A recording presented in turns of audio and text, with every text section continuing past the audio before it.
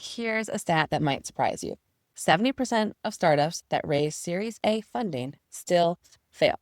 Not because they ran out of money or because they couldn't build the product, but because they spent years perfecting something that nobody desperately wanted. Meanwhile, companies like Slack found products fit so strong that customers were begging them not to shut down their beta. Hey, I'm Chris Greenwald, entrepreneur, startup coach, attorney, and FANG product manager. I've helped founders go from people seem interested to people cannot live without this. And I've also worked behind the scenes with companies like Microsoft, Meta, and Starbucks. Are you ready to stop guessing and start selling? Let's dive in. Today, we're breaking down product market fit, the difference between a struggling startup and one that grows consistently. And I'm going to show you why most founders think they have it when they don't, and what the companies that actually achieve it do differently. We'll cover 3 essential frameworks that reveal whether people actually need your product. By the end of this video, you'll know exactly whether your product has real market demand and what to do if it doesn't. All right, product market fit reality check. Let me tell you about 2 founders. Both had similar metrics, about 1,000 signups, decent engagement, and even some paying customers. Founder A was convinced that they found product market fit. They said, look at our growth. 6 months later, shut down because their customers were only mildly interested in their product, but they didn't desperately need it. Founder B, relatively same story, relatively same metrics. They were worried that they didn't have product market fit despite having those similar metrics. But what's different here is that when they tried to shut down their beta to rebuild, customers panicked. Don't you dare turn this off, one customer said. This saves me 3 hours a week, the other customer said. And that's the difference between having users and having product market fit. Product market fit isn't when people like your product. It's when they cannot imagine living without it. Product market fit feels like being pulled into a market, not pushing your way in.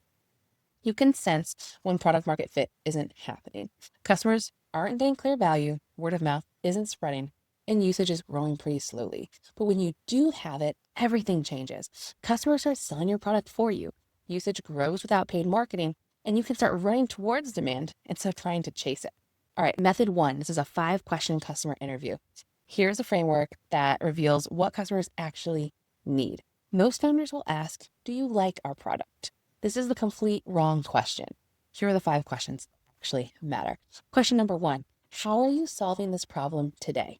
This isn't about your product. It's about understanding their current reality. If they say, I just deal with it, or they have a really roundabout workflow of trying to solve it, you might be onto something. If they have a solution that they already love, you might be solving a problem that's already been solved. Question number 2, how much time or money does this problem cost you? If someone can't quantify the pain, they will not pay to fix it. A productivity app saving 5 minutes per day, nobody pays for that. But if you can save me 2 hours a day, I will give you all my business. Question 3, what happens if this problem disappeared tomorrow? This is the desperation test. If they light up and start describing how much better their life would be, you're definitely onto something. If they kind of shrug it off, then you need to move on. Question 4, who else has this problem? If they can immediately name 3 people with the same problem, your market might be big enough. If they have a really hard time and can't think of anybody, it might be hard to move on. Question 5, what would you pay to solve this?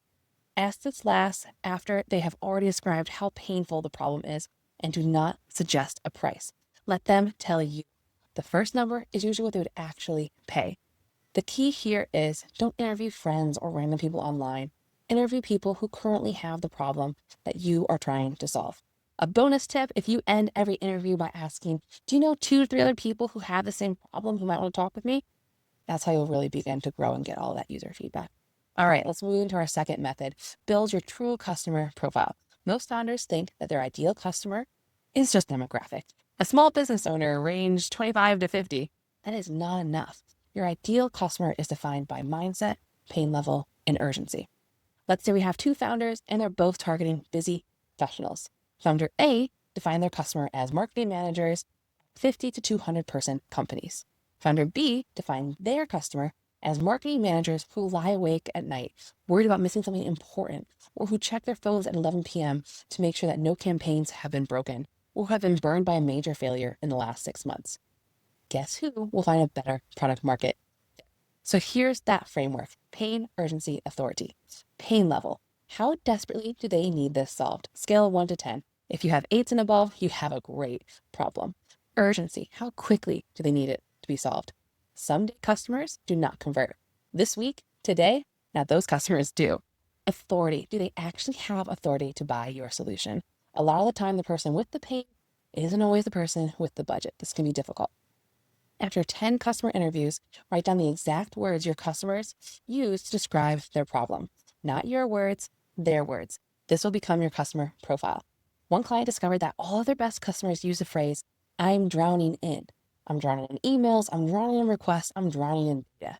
That became their marketing message and was their best performing. All right, method number 3, the anti-scale customer strategy. Here's where a lot of founders go wrong.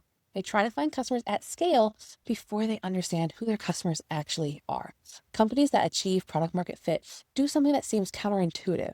They start incredibly narrow, almost embarrassingly narrow, and then they go on from there. PayPal didn't start by targeting anyone who spends money on the internet. They started with eBay power sellers who were losing sales because their payment was complicated. This is super specific, one platform, super narrow. So here's an approach that works. In week 1 to 2, do a network tab. Start with your immediate network, but do it strategically. You want to identify 5 people who actually have the problem that you're solving. If you can't find 5 people in your network with the problem, your problem might not be big enough. Then in weeks 3 to 4, you're going to do community research.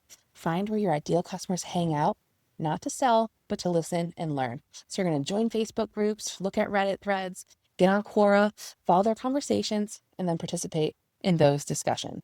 If you spend 2 to 4 weeks in a Facebook group just listening and engaging, then when you finally go to introduce your solution, you'll already understand the language and pain points, and maybe even organically get D+ signups from a single post.